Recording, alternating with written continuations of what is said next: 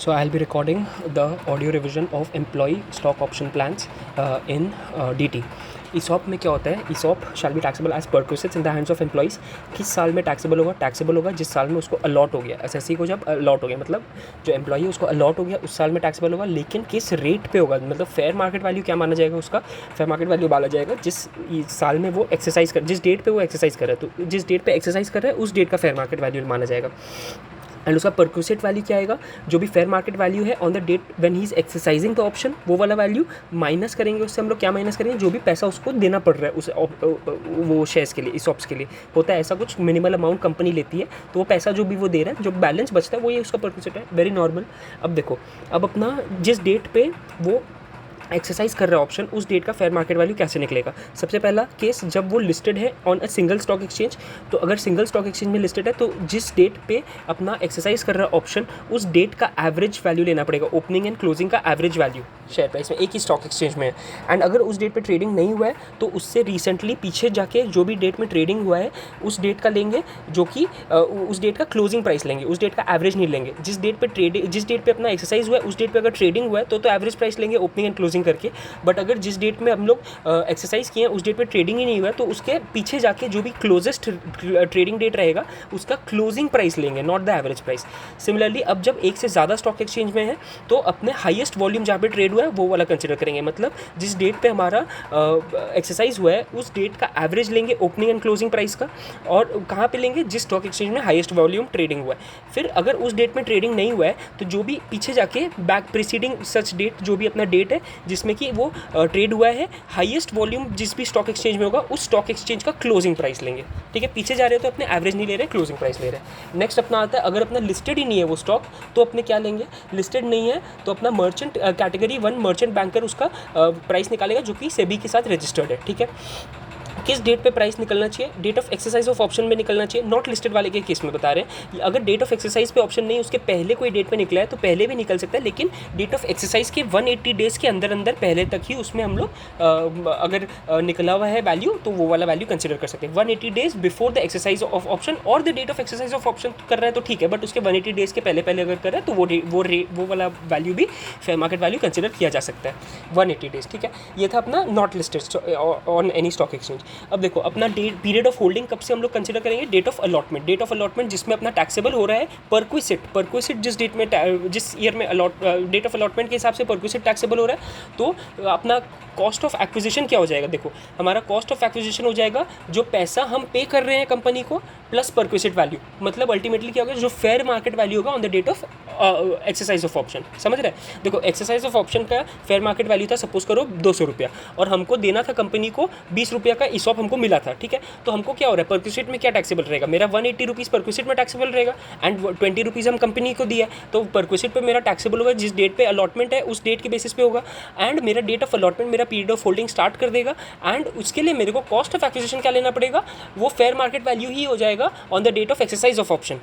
क्यों, क्योंकि date of exercise of option वाला जो वैल्यू है प्लस माइनस करके हम निकाले थे, क्या माइनस किए थे, जो भी हमको कंपनी को पे करना पड़ता तो मेरा परक्विसिट वैल्यू है, तो परक्विसिट वैल्यू प्लस जो भी कंपनी को पे किया वो टोटल हो गया fair market value on the date of exercise of option, तो वही मेरा कॉस्ट ऑफ एक्विजिशन हो जाएगा।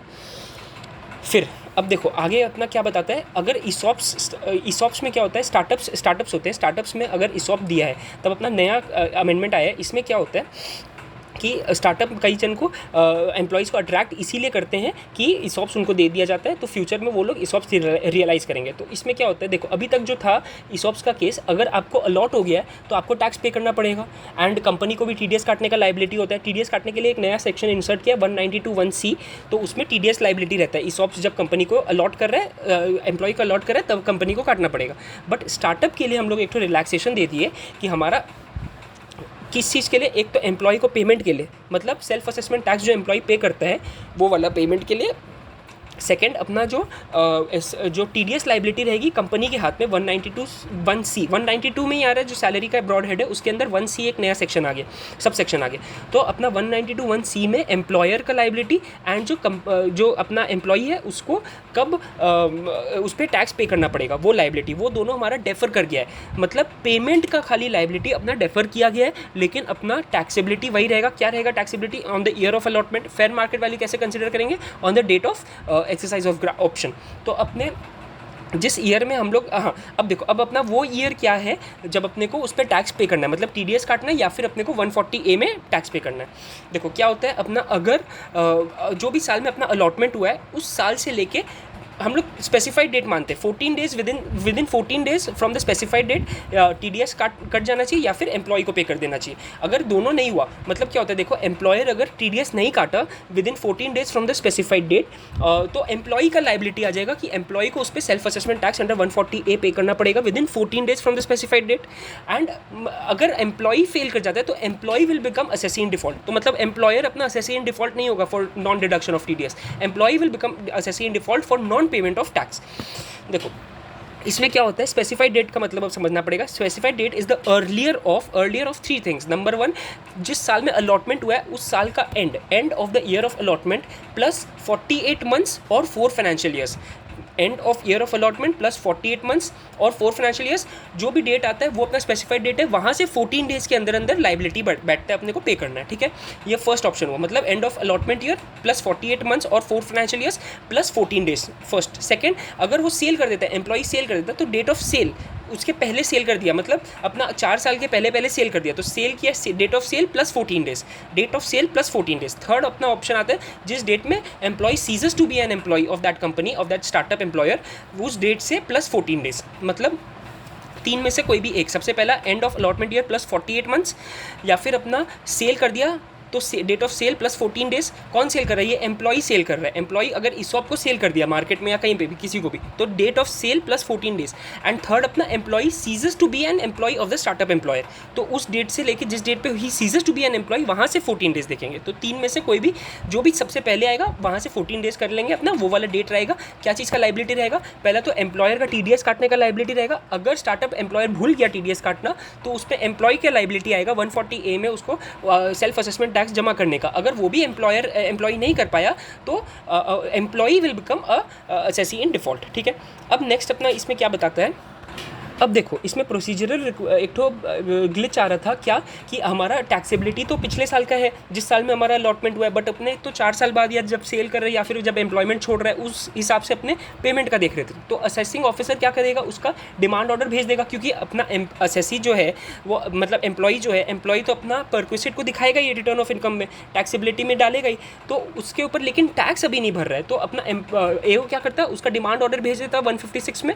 अब डिमांड ऑर्डर भेज दिया तो डिमांड ऑर्डर के 30 दिन के अंदर अगर पेमेंट नहीं करते तो हमारा असेसी इन डिफॉल्ट हो जाता है, तो उसके ऊपर इंटरेस्ट लग जाता है, पेनल्टी लग जाता है, असेसी इन डिफॉल्ट वाला 220 सबसेक्शन 4 के अंदर असेसी इन डिफॉल्ट बोलते हैं इसमें।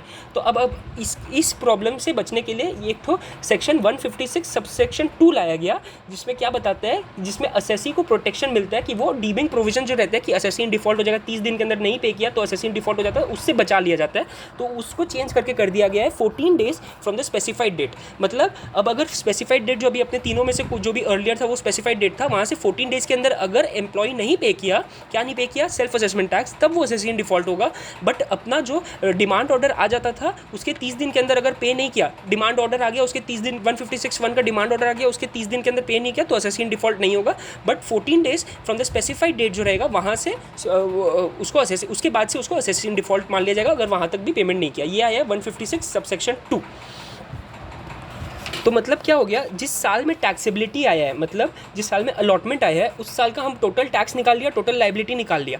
अब हमको क्या करना पड़ेगा, उस साल में जो भी मेरा लाइबिलिटी आया ना, उससे हमको जितना लाइबिलिटी प्रोपोर्शनेटली मेरा परक्विसिट को परटेन करता है, टैक्स लाइबिलिटी, टोटल टैक्स आ गया सपोज करो 100 रुपया, ठीक है। अब मेरा परक्विसिट का इनकम था 1000 रुपया और बाकी इनकम था 1000 रुपया, ठीक है। तो परक्विसिट के लिए 100 में से कितना एट्रीब्यूट हुआ, 50 रुपया एट्रीब्यूट हुआ, तो 50 रुपया का हमको अभी पेमेंट नहीं करना है, बट मेरा टैक्स लाइबिलिटी में आएगा, हम कंप्यूट करके पूरा ही दिखाएगा 100 रुपया मेरा लाइबिलिटी है, बट 50 रुपया जो मेरा टैक्स परक्विसिट के लिए नहीं आया इस साल में, उसको हम डेफर कर देगा, वो मेरा 14 days within specified date हमको पेमेंट करना पड़ेगा। मतलब उसके लिए TDS का भी लाइबिलिटी एम्प्लॉयर का है, अगर एम्प्लॉयर नहीं किया तो एम्प्लॉयर तो बच गया, मेरे ऊपर एज एम्प्लॉय मेरा लाइबिलिटी रहेगा कि उस स्पेसिफाइड डेट प्लस 14 डेज के अंदर हमको पेमेंट करना है, नहीं किया तो मेरे को टैक्स देना पड़ेगा, मैं असेसी एसएससी इन डिफ़ॉल्ट हो जाऊँगा, ठीक है। तो ये जो 50 रुपया जो बचा मेरा, 50 रुपया किसके लिए था, परक्विसिट के लिए था। वो जो 50 रुपया बचा वो मेरे को डेफर हो जाएगा पेमेंट करना, ठीक है।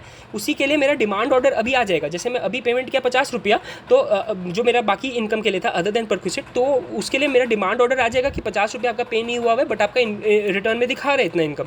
तो उसके लिए मेरे को रिलैक्सेशन दिया था 156 सबसेक्शन 2 ने कि अगर हम ये वाला इनकम आता है मेरा परक्विसिट फ्रॉम स्टार्टअप, तो उसके लिए मेरा रिलैक्सेशन है। मेरे को एसएससी इन डिफ़ॉल्ट कब से माना जाएगा, स्पेसिफाइड डेट से लेके 14 दिन के अंदर अगर हम पेमेंट नहीं किए तो मेरे को एसएससी इन डिफ़ॉल्ट। और ये खाली इसी इनकम के लिए, बाकी जो भी अपना डिमांड ऑर्डर आता है वो डिमांड ऑर्डर रिसीव होने के 30 दिन के अंदर अगर हम पेमेंट नहीं करते तो बाकी सारे केस में हम एसएससी इन डिफ़ॉल्ट मान लिया जाएगा। बट खाली ये एक तो स्पेशल केस था जिसमें हमारा एसएससी इन डिफ़ॉल्ट जब हम बनते उसको भी डेफर किया गया, क्योंकि पेमेंट ऑफ टैक्स का लायबिलिटी ड्यू डेट अपना डेफर कर दिया गया।